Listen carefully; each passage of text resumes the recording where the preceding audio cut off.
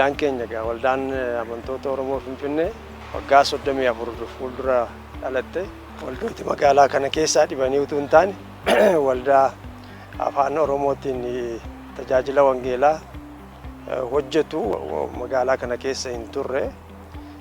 Kanaaf waggaa 34 jenna. Waggaan 34 kun egaa yeroo itti waldaan kun afaan Oromootiin hojii wangeelaa hojjechuu magaalaa kana keessatti jalqabdeedha. Isaan booda waldoota baay'ee iddoo lallabaa baay'ee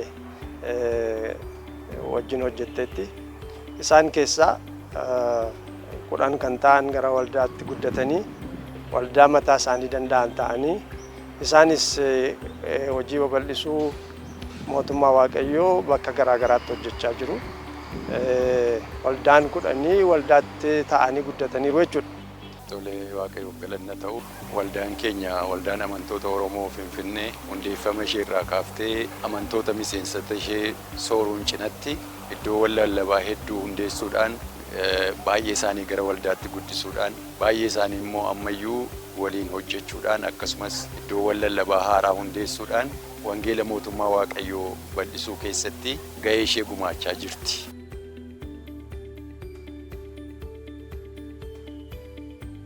Egaa addummaan waldaa kanaa sababii afaan Oromootiin hojjechuu ta'eef waggaa 34 jennu dheeraas miti gabaabaas miti. Waggaa 34 har'aas yaadannu afaan Oromootiin magaalaa kana keessatti dubbachuun hojii wangeelaa hojjechuu miti afaan Oromootiin dubbachuun yeroo inni itti rakkisaa turedha. Yeroo sana dhagaa waldaan kun kan isheen afaan Oromootiin hojii wangeelaa hojjechuu jalqabde kanaaf ari'atamni tureera, jibbamni tureera. Kun egaa alattiyyuu miti waldaa keessatti. Waldaan amantoota ishee dhiibbachaa turteetti, ari'achaa turteetti. Bifa garaa garaatiin ari'atamni tureera. Dhiibamuun sun, jibbamuun sun bu'aa buuse. Jibbamuun sun immoo dachaa lama. Tokko afaan Oromootu jibbame. Lammaffaa Oromoo ta'utu jibbame. Dabalee immoo wangeellis hin jibbame, hin dhiibame. Abbaa qaba wangeelli immoo dubbiin Waaqayyoo kan Waaqayyooti, kan namaas miti. Waaqayyootu ittiin biyya lafaa fayyisuudhaaf jedhee nuuf kenne waan ta'eef Waaqayyoos egaan xiiqeffate. Sabni Waaqayyoos Waaqayyoo wajjiniin xiiqeffatne akkasitti waldaan kun adeemtee iddoo kana geessee jechuudha. Gargaarsa Waaqayyootiin tajaajilli waldaan kun kennitu daran jabaachaa cimaa deemaa jira. Isa kanaafis Waaqayyoon guddaa galateeffanna. Akkasumas deeggarsa hojii namoomaa keessatti qooda fudhachuudhaan uummata keenya naannoo Oromiyaa keessa jiran iddoo garaa garaatti kan akka Booranaa, Gindabarat, Wallagga Bahaa keessatti akkasumas Horroo Guduluu Wallaggaa fi Beegii Gidaamii keessatti godina addaa Kamisee keessatti uummata keenya balaa namtolcheef balaa uumamaatiin miidhaan irra bira ga'uudhaaf carraaqqii guddaa taasisaa deeggarsa barbaachisaa ta'e hundaa kennaa turteetti. Ijoolleen yuunivarsiitii afaan isaaniitiin Waaqayyoon waaqeffachuudhaaf fedha qabanii wal gurmeessaa turan. Sababii adda addaatiin yuunivarsiitii keessaa yeroo isaan dhiibamanii ari'amantu ture. Egaa waldaan kun waldaa jalqabaati isaanitti dirmachuudhaafis. Isaanis gara waldaa kanaatti baqatan. Yeroo isaan waldaa sana keenyatti baqatanii kaase yeroo sana egaa isin yaadachiisuudhaaf waldaan keenya Louis Harmis hostel keessa jirti. Achitti hojii kana hojjechaa turre. Achitti jalqabnes utuma achi jirruutti ari'atamni ijoollee yuunivarsiitii irra geenyaan ijoollee kana hosteelatti simannee achitti tajaajila kenninee fi achumatti isaanis wal baranii achumatti wal kurfeessanii kanaaf bu'uuressuu irraa kaase hamma ammaatti fookasin wajjin jirti waldaan kun akka haadhaatti jechuudha. Kana boodas taanaan akkuma kanatti itti fufaa. Kanaaf amma gaa waldaan kun waggaa waggaadhaan illee bajetii ishee keessatti qabattee wanta ittiin fookasiin gargaartu amma humna isheetti utuullee hojii garaa garaa babal'isuu wangeelaas bakka garaa garaatti hojjette fookas adda dureedhaan xiyyeeffannaa ishee godhatte ammayyuu gargaarsa kana gochaa jirti. Dabalata immoo waldaan Macaafa Qulqulluu Oromoos egaa reefuu waggaa 6ffaa isaati. haa ta'u iyyuu maleessaa bu'uuressuu waldaa Macaafa Qulqulluu Oromoo keessattis hangafa waldaan kun yaaduma isaa jalqabaa kaasee tumsuu keessatti iyyuu yeroo waldaan Macaafa Qulqulluu Oromoo galmeeffamullee miseensota waldaa kanaatti kan dhaqanii mallattoo kaa'an yeroo gabaabduu gidduutti akka inni galmaa'ee seera qabeessa ta'ee hojii isaa hojjetuufi jechuudha.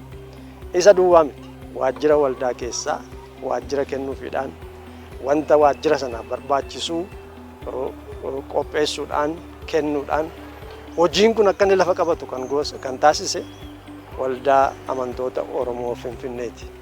Waldaan kun akkuma argitanii iddoo nama keessa jirru iddoo itti waaqeffataa jirru kun nama 2,500 amma 3,000 kan qabatudha. Achi ol immoo darbii lammaffaa waajjiroolee garaagaraa jira. Darbii sadaffaan geest haawusiidha. Arfaffaan immoo akkasuma galma sagantaa garaagaraatti gaggeeffamu amma nama 800 qabatutu jira. Ijaarsi guddaan kun iddoon keessatti waaqeffannu kun akkuma isin argitan akkasitti bareedee dhumeera. Garuu ijaarsi hin hafaa baasii gurguddaa qabdi ijaarsa kana irrattis. Dabalees immoo iddoo lallabaa danuu banteeti tajaajila wangeelaa bal'isuu irratti hojjetaa jirti. Yeroo ammaa kana iddoo lallabaa 35 of jalatti qabattee jirti. Iddoowwan lallabaa kanaa fi kiraayii manaa fi mindaa hojjetaa danda'uudhaan waldaadhuma kanatu hojii wangeelaa bal'isaa jira. Walumaa gala waldaan kun gara hojjettoota 52 qabdi.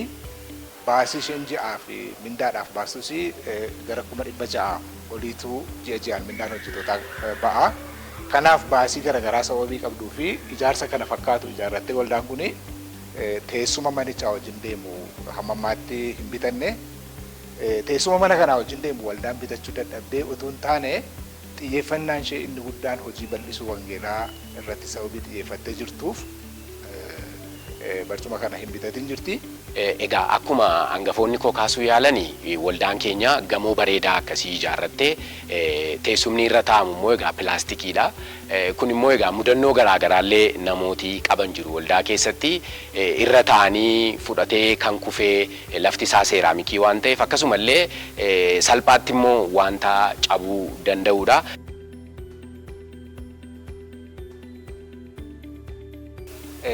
Ijoollonni tajaajiltooti waldaa kanaa biyya hambaa jiranii qaawwa waldaa kanaa ilaalanii qaawwa kana duuchuudhaa fi hojii eebbifamaa kana beekamtii waldaatiin isa kana irratti hojjetaa jiru.